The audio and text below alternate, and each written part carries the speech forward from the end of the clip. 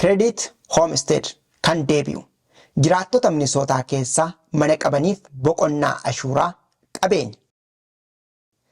Eenyutu ulaagaa guuta?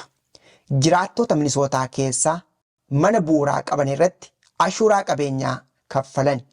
Ulaagaa guutuun kan hundaa'u galii fi hanga ashuuraa qabeenyaaf kaffaltan irratti hundaa'a.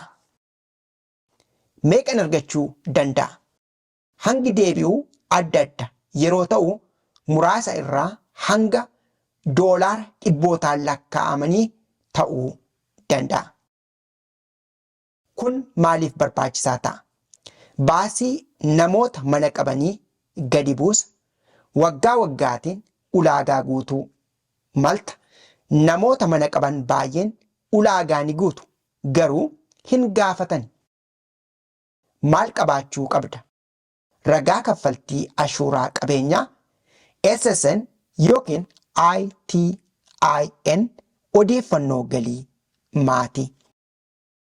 Tajaajilli kun kan kennamu fandii isteeta Minisootaa irraa argameedhaan. Caalaatti baruudhaaf